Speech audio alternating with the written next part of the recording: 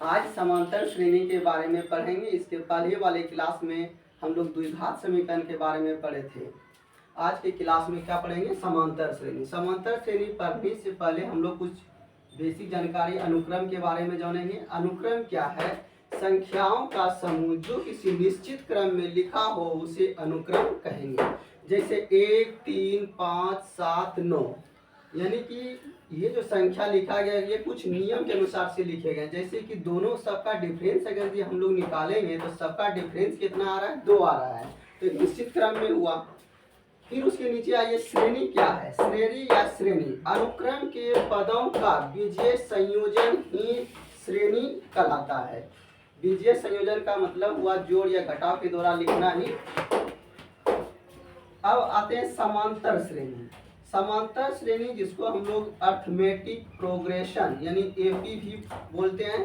संख्याओं का ऐसा समूह जिसमें प्रत्येक पद प्रथम पद को छोड़कर यानी प्रथम पद के अतिरिक्त अपने से ठीक पहले वाले पद में एक निश्चित संख्या जोड़ने पर प्राप्त होती है। जैसे में अगर यदि कोई एपी मान लीजिए 2, 4, 6, 8, 10 डॉट 98 तक है, तो इसमें जो है हम लोग पहले वाले पद को यानी कि जितना भी 2, 4, 6, 8, 10 ये सब जो हैं एपी के पद कहलाते हैं। इसमें से पहले वाले पद को हम लोग इसको पहला पद बोलते हैं, एपी का दूसरा पद, एपी का तीसरा पद, चौथा पद, पांचवा पद डॉट डॉट अन यानी कि अनवा पद। तो एपी के पहले पद को हम लोग ए से या T1 से लिखेंगे।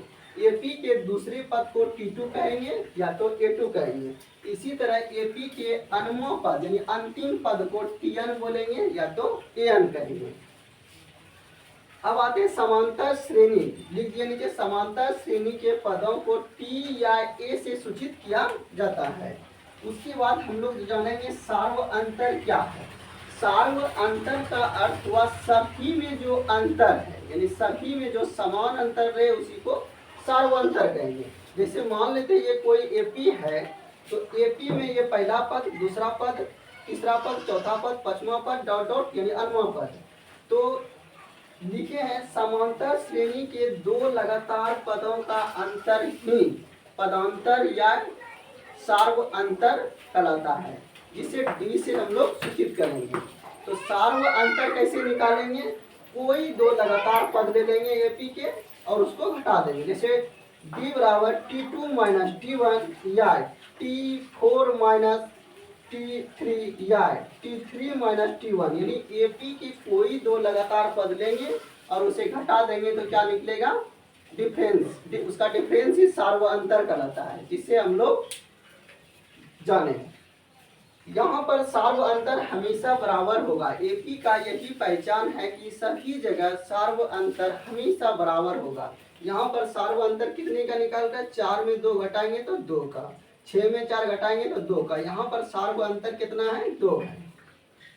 अब एपी का व्यापक रूप, एपी का व्यापक रूप क्या होता है यानी जनरल फॉर्म क्या होता है? तो A plus D, A plus 2d dot dot A plus n minus 1 गुना डी। अब आते हैं हम लोग समांतर श्रेणी का अनवा पद ज्ञात करने का सूत्र। किसी भी समांतर श्रेणी के अनवा पद Tn या An इसको किस तरह से ज्ञात करेंगे? इसका फॉर्मूला है a प्लस n माइनस 1 गुना डी, जहाँ n क्या है?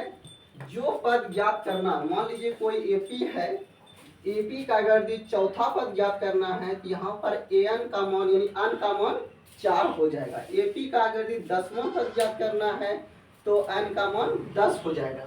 जो पद ज्ञात करना वही लिख दिए हैं। अब समांतर श्रेणी के अन्य पदों का योगफल ज्ञात करना है, इसको Sn बोलते हैं हम लोग। इसका फॉर्मूला होता है n/2 a प्लस Tn, या इसी को हम लोग बोल सकते हैं 1/2 पहला पद प्लस अंतिम पद। अब यहाँ से इसको दूसरे रूप में भी बोल सकते हैं। कैसे बोलेंगे? n/2, यहाँ पर n/2 होगा, n/2 a plus n minus 1 गुना डी। पहला पद को a से लिख दिए, अंतिम पद का फॉर्मूला आप जानते हैं क्या होता है? a प्लस, तो इसके स्थान पर हम लोगों ने a प्लस n माइनस 1 गुना डी लिख दिया। अब फिर n बटे 2 a प्लस ए 2a फिर n माइनस 1 गुना डी। तो AP के अन्य पदों का योगफल बराबर सूत्र यहाँ पर क्या क्या हुआ, n बटे 2 a प्लस tn या n बटे 2 2a प्लस n माइनस 1 गुना डी। अब आप लोग बोलेंगे सर ये वाला फार्मूला कहाँ लगेगा और ये वाला फार्मूला कहाँ लगेगा। तो ये वाला फार्मूला आप वहाँ लगाएंगे जहाँ की AP का पहला पद और अंतिम पद दिया है। अगर यदि पहला पद और अंतिम पद दिया रहेगा डायरेक्ट फार्मूला ये वाला लगाना है। अगर यदि अंतिम पद नहीं दिया रहे तो ये वाला फार्मूला आप लोग को लगाना है। अब AP पढ़ने के बाद यानी समांतर श्रेणी पढ़ने के बाद हम लोग कुछ क्लास 10 से आगे पढ़ेंगे। क्लास 10 में जीपी के बारे में यानी गुणोत्तर श्रेणी के बारे में नहीं दिया गया है, लेकिन हम लोग उसके बारे में भी कुछ जानकारी हासिल करेंगे। अब गुणोत्तर श्रेणी क्या है, गुणोत्तर श्रेणी का नियम है कि इसमें पद जो है पहला वाला पद में एक निश्चित संख्या गुणा करने पर आगे की संख्या प्राप्त होगी। जैसे मान लीजिए यहाँ पर 2 पे पावर 1 यानी 1 2 का स्क्वायर 3 का स्क्वायर इस फॉर्म में रहेगा तो इसे हम लोग क्या कहेंगे, गुणोत्तर श्रेणी यानी जीपी जिसको बोलते हैं। इसका व्यापक रूप क्या है, A R square dot dot A R n minus 1। यहाँ जीपी के अन्य पद यानी tn अगर दिन निकालना रहे तो इसका फार्मूला हो जाएगा ए आर n माइनस 1 अन्य पद बराबर यही होता है। जहाँ n क्या है, जहाँ n नहीं यहाँ r होगा